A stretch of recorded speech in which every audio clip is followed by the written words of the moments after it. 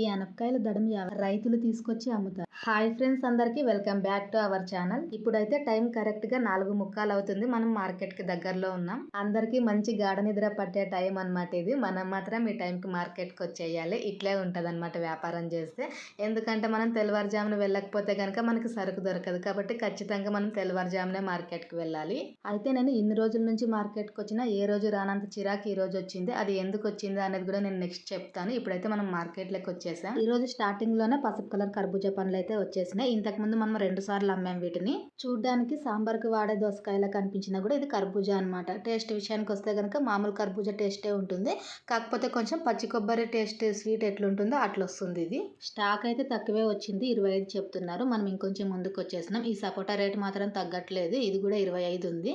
మనం ఏమైనా కొంచెం ఎక్కువ మొత్తంలో తీసుకుంటే గనక తగ్గిస్తారు. పండ్ల మార్కెట్ లో సరుకు అయితే ఎక్కువ మొత్తంలో రాలేదు. అందుకే నేను కూరగాయల మార్కెట్ లోకి వెళ్తున్నాను. ఈ ట్రాఫిక్ దాటుకొని మళ్ళీ వెళ్తున్నా. ఫుల్ ట్రాఫిక్ అయిపోయింది. ఈ ఆకుకూర కట్టలు మాత్రం తెల్లవారుజామున ఫ్రెష్నెస్ పొద్దున 7 గంటలకు ఉండదు. ఎందుకంటే ఎండాకాలం స్టార్ట్ అయిపోయింది కదా. ఈ క్యాబేజీ గడ్డలు మాత్రం ఎక్కువ మొత్తంలో వచ్చేసినాయి. సంచి 500, 600 అని చెప్తున్నారు. దాంట్లో ఎన్ని పీసులు వస్తాయని మాత్రం మనం అడగలేదు. ఈ అనపకాయల రేట్ అయితే పెరిగింది. ఇంతకు ముందు దడం 30 రూపాయలు ఉండేది. ఈ రోజు మాత్రం దడం 50 రూపాయలు ఉంది. ఇంక ఇవైతే గనక గుమ్మడికాయలు ఇవైతే కేజీల లెక్కనే అనమాట. కేజీ వచ్చేసి 25 రూపాయలు చెప్తున్నారు. కాకపోతే మనం అడిగితే కొంచెం తగ్గిస్తారు. కాకపోతే ఏం క్వాలిటీ లేదనమాట.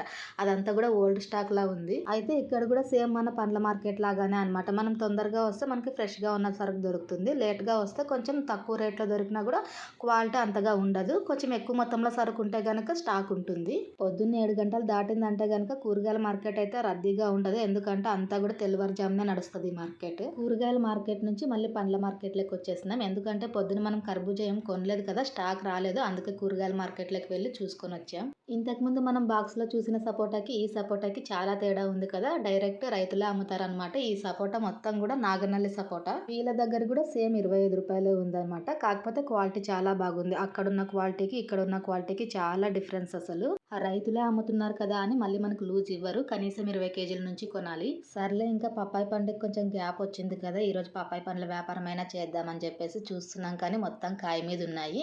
అందుకే మనం పప్పాయి పండ్లు కూడా కొనలేదు. ఇంకేం చేయాలో అర్థం కాలేదన్నమాట. కాసేపు అయితే నేను సైడ్ కూర్చున్నా. మా ఆయన అయితే లేట్ గా ఇంకేమైనా సరుకు వచ్చిందేమో చూసొస్తానా అని మళ్ళీ మార్కెట్ లోకి వెళ్ళినారు. ఎంతసేపటికి రాలేదు. నాకేమో విసుగొచ్చేసింది. ఎందుకంటే తెల్లవారుజామునే మార్కెట్ కి వచ్చినాం. ఇక్కడ చూస్తే సరుకు లేదు. చాలా చిరాకు అనిపించింది.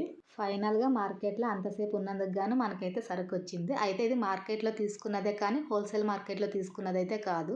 ఇంతకు ముందు ఒకసారి వేరే వాళ్ళతో, అంటే బయట వాళ్ళతో తెప్పించుకున్నాం కదా మనము, అట్లా వీళ్ళు కూడా కమిషన్ మీద ఇస్తారనమాట. అట్లా మనం కూడా ఒక రేట్ మాట్లాడుకొని 4,000 అంటాను, 4 బాక్సులు తీసుకున్నాము. మనకైతే బాక్స్ వచ్చేసి 400 పడింది ఈ రోజు. అయితే బండి మీద సరుకు జోడించే కొద్దీ పచ్చికాయలు డ్యామేజ్ అయ్యిండేవి ఎక్కువ మొత్తంలో వచ్చేస్తున్నాయి. ఎక్కువ డ్యామేజ్ కాయలు ఉన్నాయి ఈరోజు.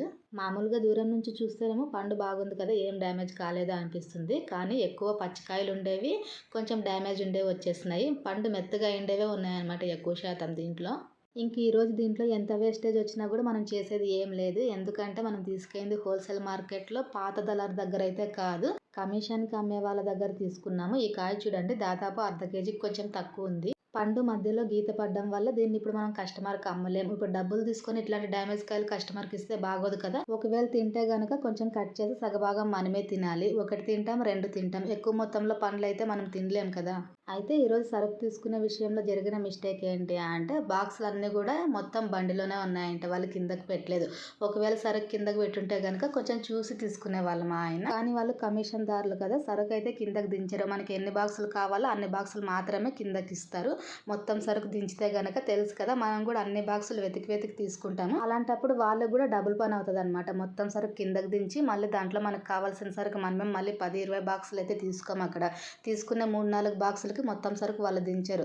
ఆ దించిన సరుకు మళ్ళీ మొత్తం బండిలో పెట్టుకోవాలి. వాళ్ళకి డబుల్ పని, డబుల్ టైం అవుతుంది. కాబట్టి మనం తీసుకున్న కొంచెం మొత్తానికి మనకి నచ్చినట్టు అంత ఏర్ తీసుకోవడానికి అయితే ఆప్షన్ ఉండదు కమిషన్ దారుల దగ్గర.